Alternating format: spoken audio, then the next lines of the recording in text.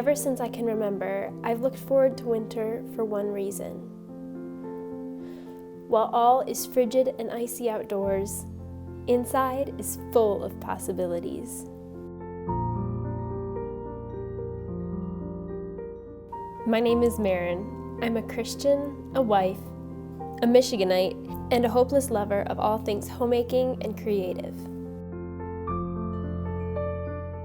Today I hope to spark some ideas for how you can pass your winter in a productive and cozy fashion. You might even find yourself looking forward to the next cold season. My house is surrounded by trees, which is a welcome shade during the summer, but often it can cause the indoors to feel gloomy and dark. I find it lifts the spirit to bring some summer sunshine indoors. In the last several years, I've enjoyed learning how to propagate succulents. If you have a plant light, you can do this even during the deepest parts of winter, and I find that it brings a little bit of light into your home and a hope of spring to come.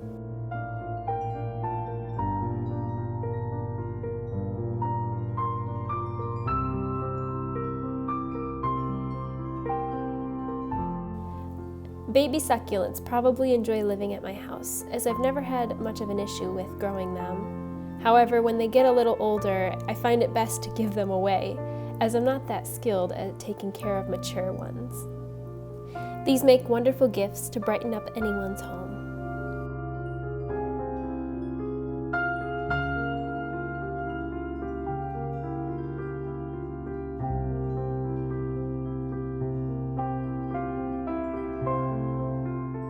Although this next idea could be done at any point in the year, I find the quiet of winter to be a good time to ponder and evaluate the usefulness of the items around you, and whether or not you are enjoying what you've been given.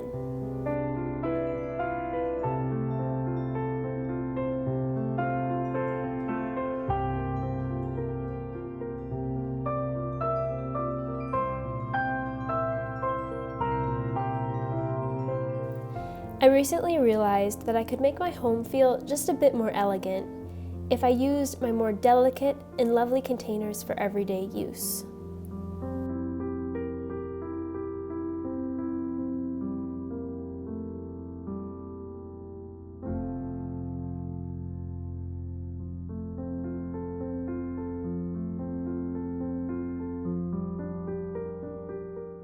Now I understand you may have small children running around, liable to break things, and this might be a bad idea. Or you may not own fancier containers. But whatever stage of life you are at, I encourage you to take a look around you. You may have a china teacup collecting dust on a shelf that you could occasionally use to drink tea in.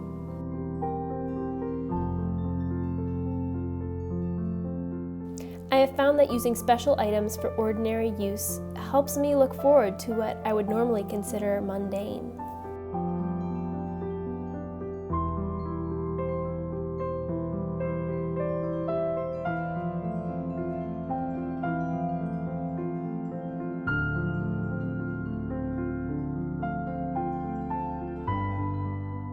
I believe that taking pleasure in small things is one of the best ways to fight cabin fever.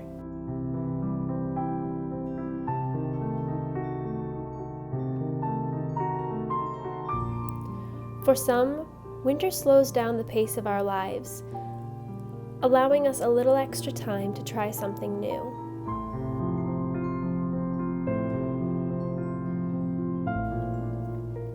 My husband enjoys collecting and using various commentaries. As I am currently studying the book of Hosea, I thought that using Matthew Henry's might bring me a little extra insight and a fresh new perspective. I highly recommend this as a Bible study tool.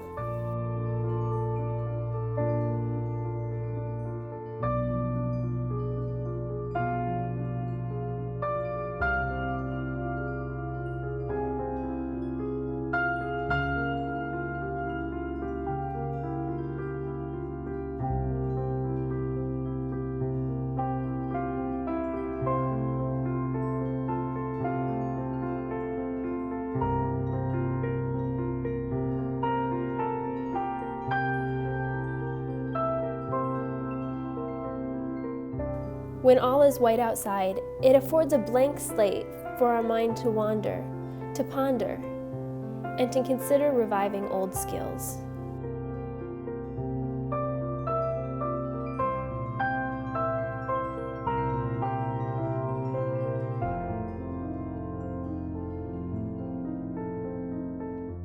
One I've let drop is painting.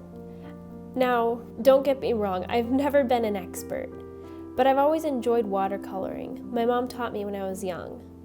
Although I'm by no means a professional, I thought it was high time that I sat down and tried again.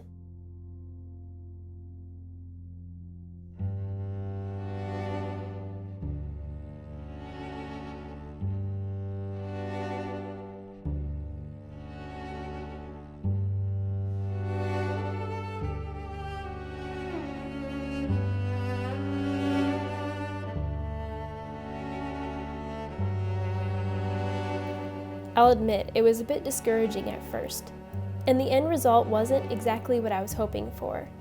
But it was good for me to realize that while the pages of time keep on turning, things don't stay the same. Gifts can be given and taken away, and skills can become rusty with age, if not practiced.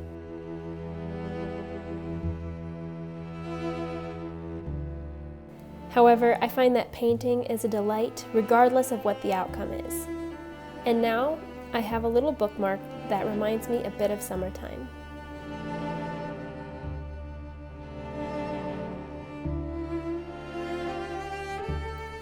Knitting is the one skill I can honestly say I've been doing for most of my life.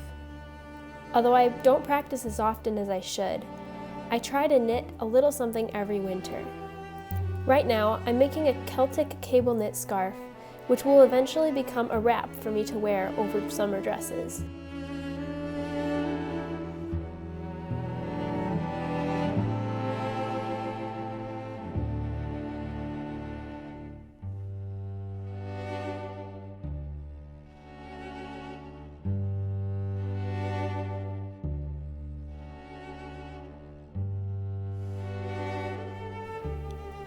Do you have any interesting kitchen gadgets collecting dust in your pantry that you've never even used?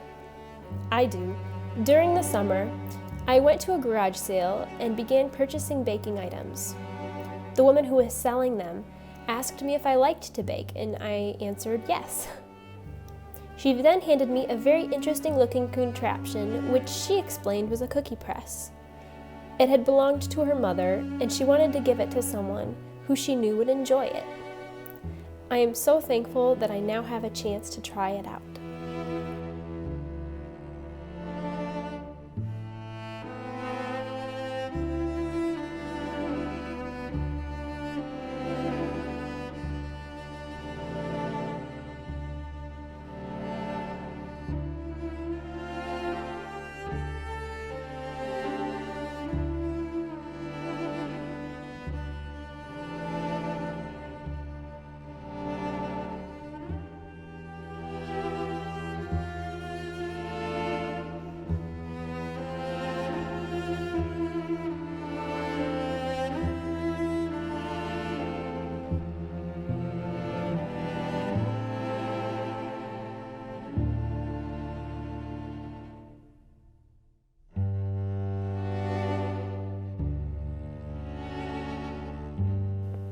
It took me quite a while to figure it out, but once I did, it was quite a delight to see the little cookies being pressed, something I wouldn't be able to do with a cookie cutter.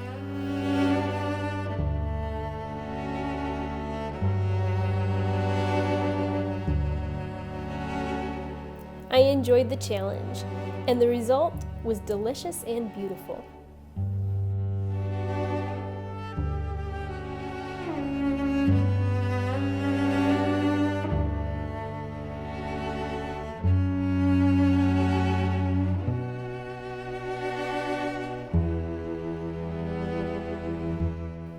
Although winter does not offer the plethora of fresh foods that summer does, there are still plenty of new ideas which can be explored.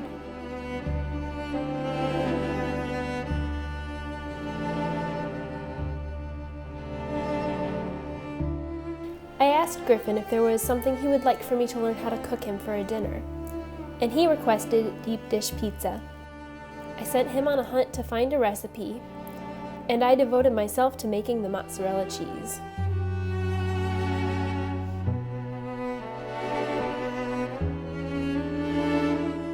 Making fresh mozzarella at home only requires a couple of special ingredients, and they will last you for a very long time. It is overall much cheaper than buying it at the store.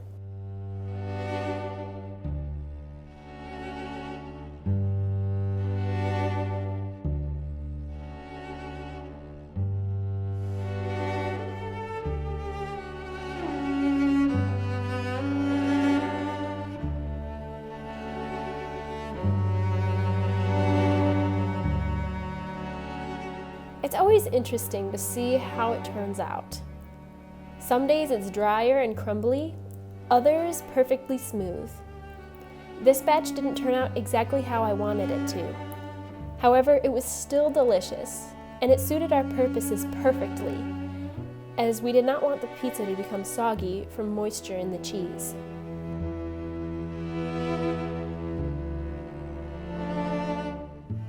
Last but certainly not least, I've been wanting to dip my toes into the world of canning for some time now. And when oranges went on sale, I thought that the beautiful smell and vibrant color would be the perfect pick-me-up for a dull winter day. It turned out delicious, and every one of the cans sealed. Please let me know in the comments below if you would like for me to make videos on how to do any of the projects listed today. Thank you so much for watching, and I hope you have a cozy and productive week.